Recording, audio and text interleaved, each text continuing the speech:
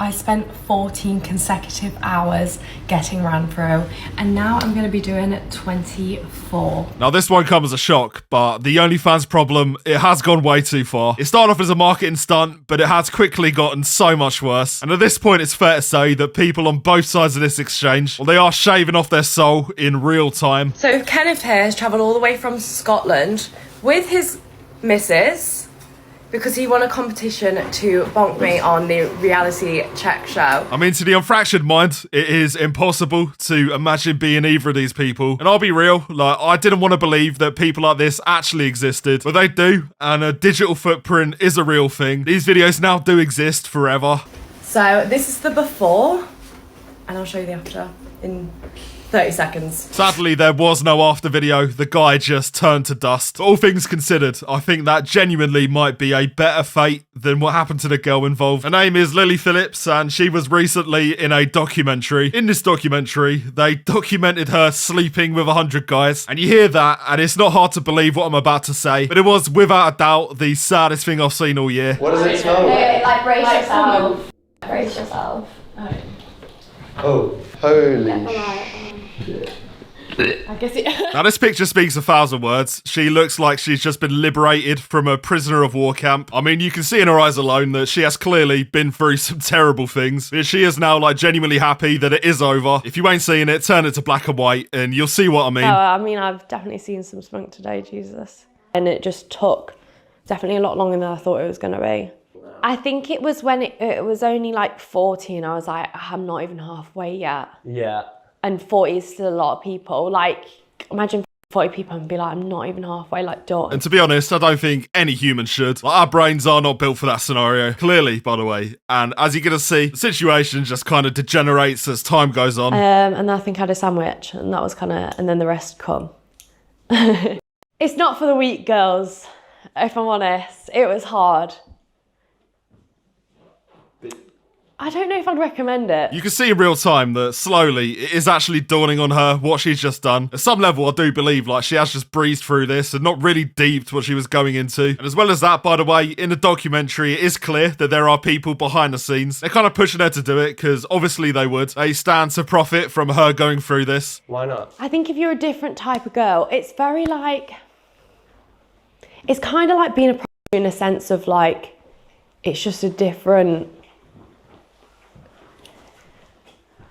feeling. I don't know how to explain it. Like, if I was speaking for her sake, I don't think any of this should have been recorded, especially the bit that preceded this, by the way. Like, she is now being forced to introspect about what she has just done. If she wasn't doing this interview, I'm sure she would just push it away from her mind. But she can't, and I think with that in mind, this mistake she's made, it is now hitting her like a ton of bricks. It's not like just having sex with someone. yeah.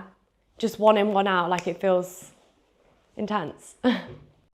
Like more intense than you thought it might. Definitely.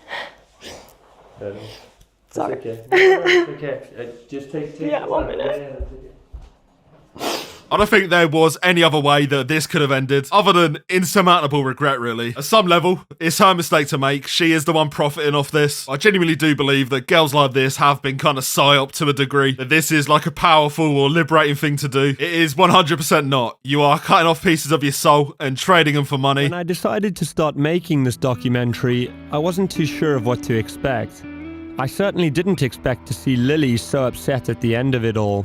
I thought perhaps in years to come she may look back at this day in sadness, but not so instantly afterwards. Again, this couldn't have ended any other way. There is so much blood on so many hands after this, and this documentary has been getting shit, but I think it was a good thing to make. Like, obviously it's vile, but they are dressing it up as exactly what it is. A completely, like, hollow journey. Have you even processed, do you think, what's happened?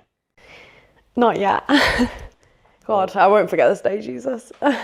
You cannot be happy after doing this. I'm sorry. Unless you are like a soulless sociopath like, I don't know, Bonnie Blue. This is genuinely nothing short of just pure self-destruction. And at this point in the doc, I was kind of satisfied that this is how it was portrayed. But you're not going to believe how this ends. As she announced to her fans that in February of 2025, she would be sleeping with 1,000 men in a single day to break the world record. Last week I did 101 guys. Now this was just the warm-up, because in February I'm going to be the first person ever to reach 4 digits of guys all in one day. Yes, 1,000 guys. Now, I'm going to hope this is just marketing, but if that experience didn't make her come around, with that in mind, I don't think there is anything that will. I've seen a lot of blame being thrown at both sides. No one can really decide who is responsible for this atrocity. At the end of the day, degenerates do exist. I hate to break it to you. And she is profiting off them for a living, and she's making a lot of money. Can you give us like any indication as to what a more recent month might look like? I'll just show you. I don't really want to say if that's okay. I think it's more money than you might be imagining. Like, if you frame it as something different, I feel like the general opinion would be very different. Is the epidemic of gambling addiction down to individuals, or is it down to the gambling companies who stand to profit, who advertise it and normalise it? I mean, obviously, I feel like everyone would say that the gambling companies are the problem there. By that logic, the fact that we are normalising this so, like, universally, clearly that's what's sending people down these pipelines. Like, some of the 18-year-olds this time have been terrible. Well, of course, yeah. Lying there, like, so stiff. And I'm like, can I just open your legs to get there, please? Now, when it comes to normalisation, there is one name that rises above the rest. It's Bonnie Blue, and she has been on a media tour recently. With that in mind, by the way, seemingly everybody's having her. But I would expect that from 18-year-olds. And then it keeps coming out because you're trying to do it, and then they're trying to go, and you're just trying to, it's not working, so you keep having to put it back in. Now, this was allowed to happen for some reason, apparently having a grown woman who hunts 18-year-olds, and then also boasts that it's barely legal. Apparently, that is a good podcast for your teenage girl fans. You fuck my husband, you cheeky bitch. I'm like, well, you should have done it yourself. Well, I slept with him that morning. Well, you're not very good at it then. That's fair enough. GK Barry allowed this on her podcast. She is Ho Rogan at this point. And then when I got tested recently, I put the swab up my arse because that's what I do in Australia and the US. Okay. Obviously I had like a tiny bit of shit on it. I'll be entirely real. I don't even know who this podcast is for. And neither does GK Barry, by the looks of it, because the dislike ratio does speak for itself. It does restore my faith a little bit that people were, at least pushing back. But pushing back was something that GK Barry just refused to do. And that was kind of the problem, to be honest. She just brushed everything she said off. Ran out of sex positions to suggest at this point. Yeah, that's fair. That's fair. That's fair enough. Fair. Well, that's fair. Thing. Yeah, that's fair. That is so fair. I think that's fair. What? Yeah, that's fair. Oh, that's so fair. Listen, you can call what Bonnie Blue does a lot of things, but fair probably isn't one of them. Yet despite that, she is now being like soft launched on mainstream media. The most egregious example I could find was her on This Morning in the UK. This is a breakfast / daytime TV show. Anybody could theoretically just turn on their TV and watch this. With this in mind, they had her on, and it's nothing short of an insane watch, to be honest. So is she just a content creator making money or a dangerous predator who should be stopped? Bonnie joins us now alongside Ashley James. Good morning, ladies. Hi, morning. Good morning. Introducing someone as potentially a, and I quote, dangerous predator. They're just smiling at her and giving her a nice little welcome. I mean, this definitely sets the scene, if nothing else. For context, by the way, the former host of this show was Philip Schofield. He was quite literally sacked for having inappropriate relationships with younger guys. So with that in mind, you would think they would steer clear of Bonnie Blue. So we've been talking, as we've mentioned during the show today, your salary, what you earn at the moment is upwards, you've let me know, of £600,000 a month. Yes. I would change careers for that kind of money. Hear that, kids? This is a great career to have, and me, the presenter of this show, I would quit my job for that. The messaging they're sending out, even 30 seconds in. It started off as just the money, because I didn't understand pleasure in sex as such. I didn't understand the educational side of things. So yes, it started off purely around money.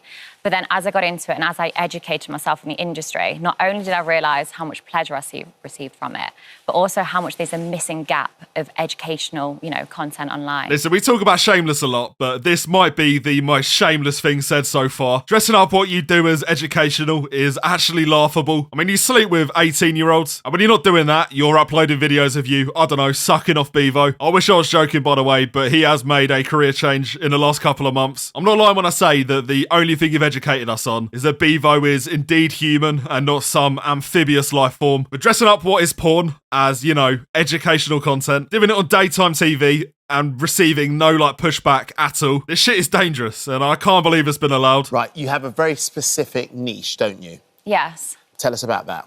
So, barely legal, 18-year-olds.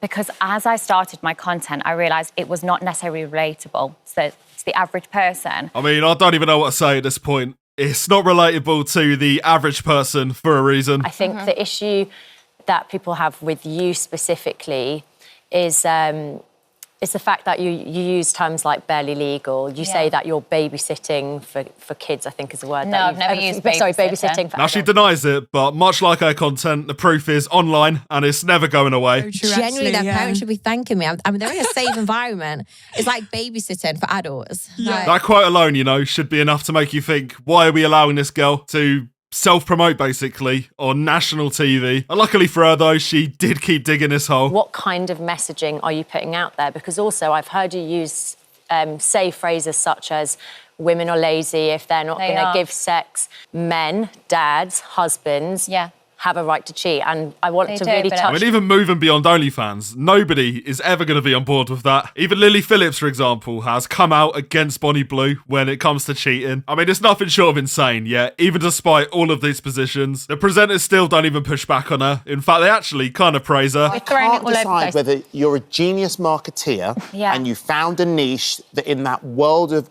OnlyFans and all those things, you found a niche which is gaining you £600,000 a month. Hear that, everyone at home? She is making £600,000 a month. If you destroy yourself, you could maybe make that money too. The marketing genius line, by the way. I still can't believe people are using it. Apparently, we now have to collectively accept that people that, humiliate themselves, they are marketing geniuses because they get negative attention. If short-term money is the only objective, then yeah, sure. But I can promise to you that none of this has a happy ending. You think morally what you do is right. 100%. Why? Because like I said, there's a massive gap for it. The idea that something is morally right because you can make money from it. I mean, I can't see this problem going away anytime soon. And it is genuinely getting worse by the week. You keep having these copycats coming out. A lot of them are so bad that I can't even show them on YouTube, really. But people are now genuinely convinced that this is a sustainable career path. And with that in mind, it might be over. You're like a Premiership footballer. But you're earning more. I mean, I work with balls, so it's the same There we thing. go. Thank you. Yeah. It's over.